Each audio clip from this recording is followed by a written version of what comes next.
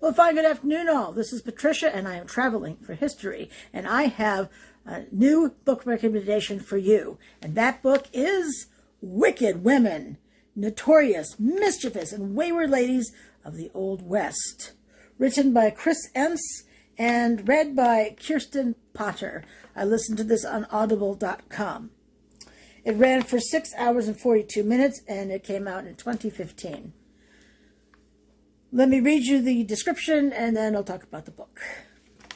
Quote, oh, and by the way, there is a line in here, a part of a line in here that's one of the best I've ever read, and I'll make sure to point that out to you as I read it. I think the giggling that will come with that could signal it, but I'll let you know what it is specifically. Quote, this collection of short, action-filled stories of the Old West's most egregiously badly behaved female outlaws, gamblers, soiled doves, and other wicked women offers a glimpse into the Western women's experience. Here it comes. That's less sunbonnets and more six-shooters. During the late 1800s, whilst men were settling the new frontier and rushing off to the latest boomtowns, women of easy virtue found wicked lives west of the Mississippi when they followed fortune hunters seeking gold and land in an unsettled territory. Prostitutes and female gamblers hoped to capitalize on the vices of the intrepid pioneers, pulling together stories of ladies caught in the acts of mayhem, distraction, murder, and highway robbery. Wicked Women includes famous names like Belle Starr and Big Nose Kate, as well as lesser-known characters. Unquote. So, this is the cover of the book, by the way. I think that's clear. So, I would say it's a lot more of these unknown characters, which is perfectly fine, by the way. Great stories. Now, let's be clear, the prostitutes they talked about, for the most part, were actually madams. A madam is a woman who owns a house of ill repute, so a place where prostitutes would live and ply their trade. A lot of these madams required that their girls, word used in the book, their girls, be well-groomed, wear the finest clothing, and be able to entertain the gentlemen appropriately. So,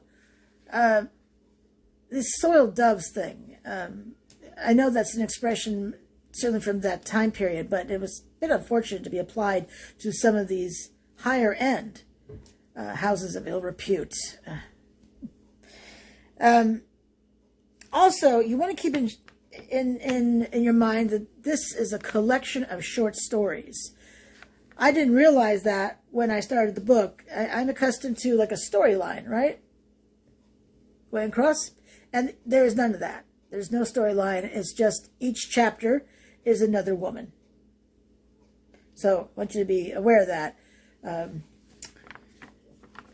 If that's surprising to you, if that's not the way you usually read a book, and that could be surprising. It was surprising to me. So I want to make sure that you get that.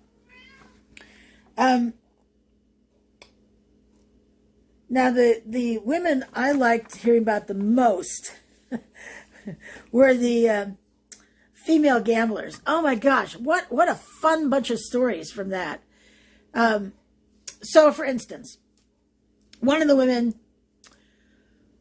and they play. And we're not talking necessarily poker. Pharaoh was a game that came up a lot, which is a card game. But in fact, these were mainly card games.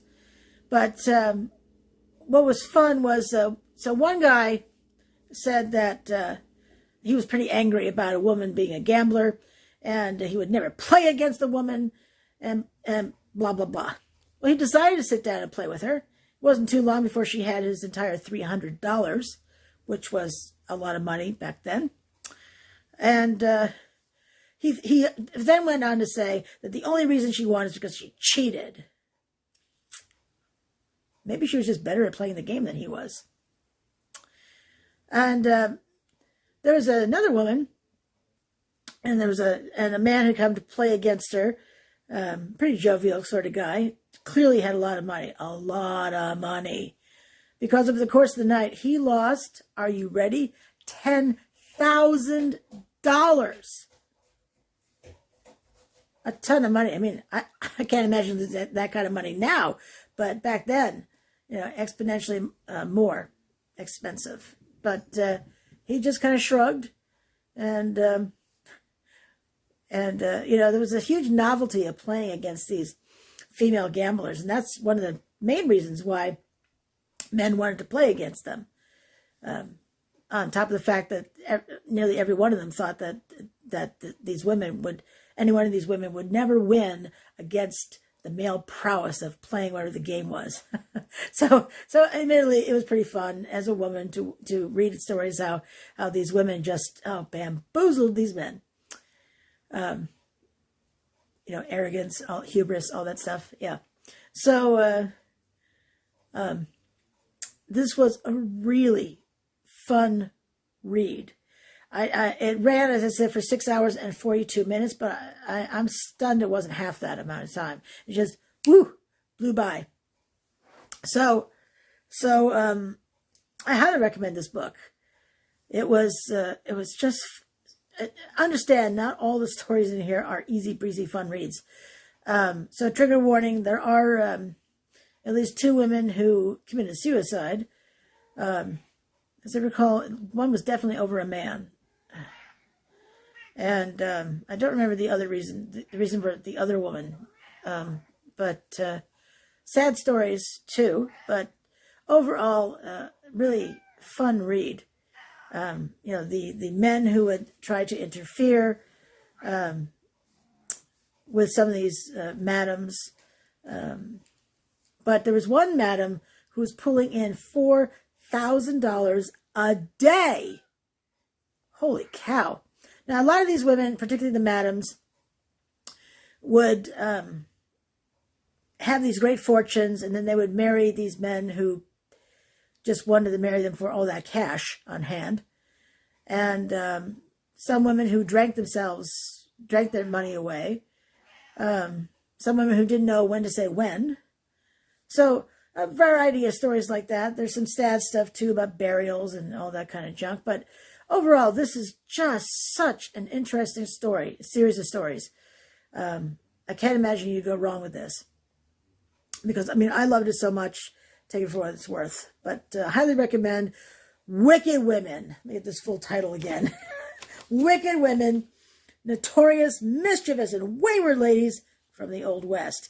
It is kind of a palate cleanser since I've been listening to so many books that are war-related. Alrighty, so on that fantastic note, oh, my cat is just crazy right now. Anyway, on that note, I want to thank you for watching today, and until I see you again, I hope you have a fabulous evening. Bye now.